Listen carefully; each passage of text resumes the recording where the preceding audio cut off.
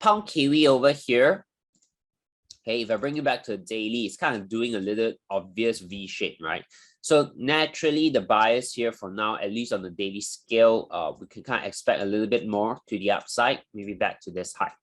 Okay, so this is on a daily scale, but on a 4-hour time frame, okay, we might get a very, very short-term trade, okay, depending on how you look at it, right? Now, this is the part of multi-time frame, right? So daily, you have a very clear impulse to the upside, and therefore your directional bias is going to be focusing on upside. However, on a 4-hour time frame, you can see that this is potentially doing maybe a sideways move.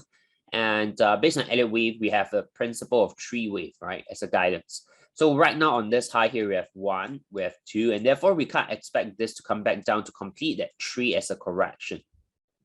Okay, so it's a very, very short-term trade. Of course, you can consider a trade within this range where you can take this trade down as a short, as a sell for a very, very short-term trade, and then look for a reversal. Okay, or alternatively, if you're someone who is more like, waiting for all the alignment of different time frames, then you want to wait for this to dip and to give you this move here, and then you can kind of take a potential buy for the bigger push to the upside. Okay, so I want you to see that one chart here. You can have, of course, sellers making money on the downside, potentially buyers making money on the upside as well, right? So you always want to put yourself in, or I would say you always want to look at the chart in perspective, right? Because I always hear traders say, oh, this pair here, we're looking for the sell, this pair here, we're looking for the buy, but they don't give the context. Okay, so you need to be very clear, like when a person or a trader is selling certain instrument, what time frame are they looking at? Are they looking at like 5-minute sell, which they might get out within the half-an-hour period? Or are they looking at like maybe a daily time frame, 4-hour time frame sell, which is more like a swing trade? Okay, which can last for maybe about 1 or 2 weeks. Okay, so whenever you kind of discuss ideas also, okay, in terms of direction, in terms of your biases, it's always important to have that context in line. Okay, same thing, right? Warren Buffett is bullish on the equities market, but you need to understand he's a value investor. His perspective can be very, very long. Okay, it can be 5 years down the road, but that does not mean that okay, the market is going to just keep hitting up for the next 5 years, right? It's going to be volatile as well. Okay, so I want you to be aware whenever you have a certain conversation, discussion with fellow traders. Okay, always have in mind, when someone share a certain opinion, you need to have that context in mind. Okay, so when we look at this here, you can see on the 1-hour chart, okay, it has a potential setup as maybe a potential double top, right? So if this keeps going up, you can see it's relatively slow. Somewhere around here, you can look for that sell if you're more of like the short-term trade. Okay, to be honest, I'll be willing to consider that sell if, let's say, we get a very decent break above this with a very kind of crawlish formation. Then I'll look for the breakout here, and then if it goes, the risk reward is still worthwhile, right? So for me, I'll still be considering if that happens, right? And therefore, this is in the watch list for this week. Okay. So FX side, these are the 3 that right now, based on today's price action, I'm looking at. Okay, but of course, we'll update it along the way throughout the week. Okay, very quickly, I'll talk about pound kiwi first before we jump to cat yen. So this is what we're looking at yesterday, right? Potentially that top-ish formation, okay, for that reversal to the downside, at least for the short term. The RSI is still showing a little bit of a divergence at this very moment. Okay, I think this setup, if we're interested to take it, is probably going to be on a 1-hour scale. Okay, where of course you can see the market is going up very slow. We have that divergence built in. Of course, it's not 100%. Okay, but if I were to set this trade up, if I were to set this trade up on the 1-hour time frame, it's gonna look something like that. Yeah, so this is definitely the 1-hour kind of like move to the upside, but you can see it's very slow. Okay, and what we'll be interested more of is for this to kind of like be that drop back towards this low, and then maybe longer term it can hit higher. Okay, so we don't really care about what happened next, but I would say more or less if you're looking at the sell, we are more of just interested in this drop here. Okay, and we do get a very clear higher lows as well, which give us a very decent structure for some decent entry points, right, where we can use it for reference. So if you take a look at this here, okay, if I were to take this as a recent low, okay, of course, right now, this is the recent high. We can put in that potential breakout, and it's going to be quite decent in terms of the risk reward ratio as well. Okay, 2.5 for a very short term trade. When I mean short term, this trade here can be done within like 1 or 2 days, right? It's fairly short term. Okay. We can also, of course, think of how we can squeeze this stop. Okay, but of course, with your short term trade, I think a risk reward of 2 point something should be pretty decent already. Okay. Now, if I go back to the higher time frame, I want you to see from the overall structure, right? This is basically how we're looking at it. Okay. The higher time frame momentum is definitely still to the upside, but this short trade is kind of like a counter trend, short-term intraday opportunity to capitalize on, you know, after an impulse move, we're expecting kind of correction, and we're essentially kind of like capturing that correction move, right? And why we are looking for a sell is mainly 2 reasons over here. Okay, one is we expect 1, 2, 3, right? We expect a 3-wave correction. The other one here we are looking at is maybe on a 1 hour is a little bit clearer. Okay, where we can see this as a very corrective move. Yeah, so that is the 2 main reasons as to why we're looking at pound New Zealand for a potential short-term sell. Okay, so over here, I'll put this in here for reference as well, so that you guys who are interested in this kind of shorter term trade can also reference to that.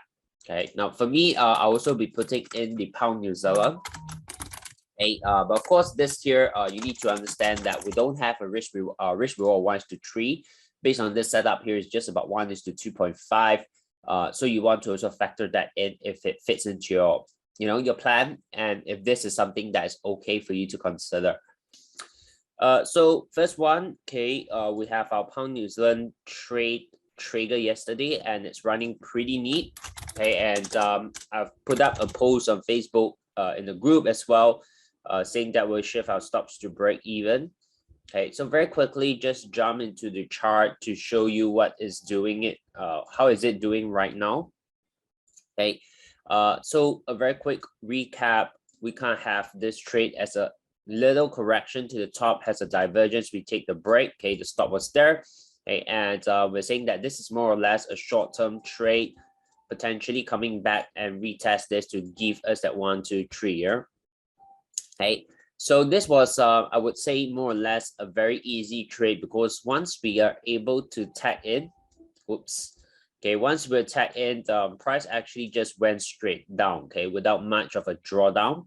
Okay, and a fairly easy trade over here. Okay, so again, simple case studies like that I think might be beneficial for you to add it into your journal.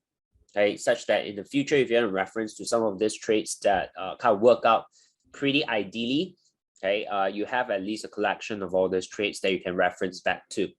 Okay, for now, after this impulse push, at least on a 1 hour time frame, we of course can expect a little bit of a consolidation. Okay, we have shift stops to break even. The logic here is that we do not want this to just go back up in a very strong manner, right?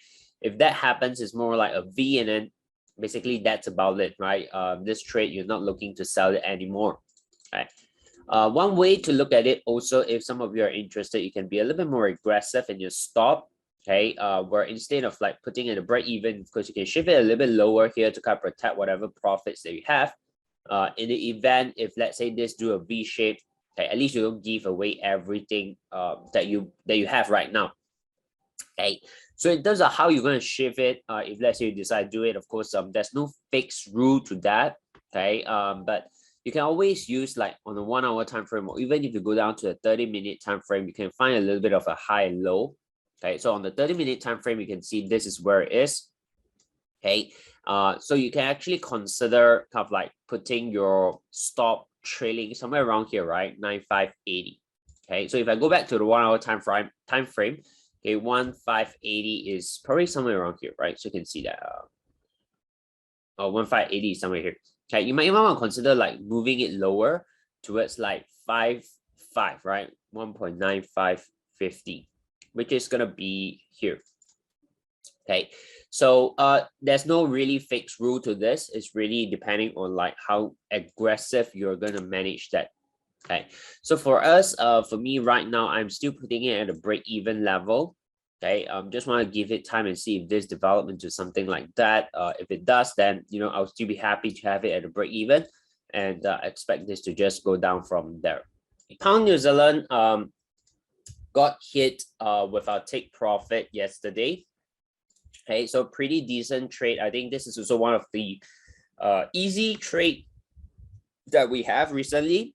Okay, and of course you can take this as also a case study, right? I always say don't just focus on the outcome of the trade, but I think more of using it as a case study of how in the future, if you look at something similar setting up, then you always want to jump into it.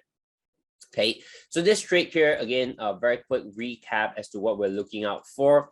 Okay, was this little topish formation over here with divergence, and we saw how price is actually building up here very, very slowly. Okay, and we have the expectation of a three wave of a 1, 2, 3. And what we're looking at back then, right, when price were at the top over here, is just simply for this to come back down to complete that three wave expectation. Okay, so it was a short-term trade, and it kind of hit the expectation already. Okay, so that's where we got out at full take profit here. So right now on Pound New Zealand, of course, not much that we want to focus right now. Okay, the expectation is done. You can also see very clearly impulse, correction, impulse. We'll wait and see how price react from here. Okay, because with this bigger move, this can of course just reverse and go back up, right? So we'll see. Okay, so for Pound New Zealand, we'll just take it off the watch list for now. Nothing much for today. We'll see how it goes.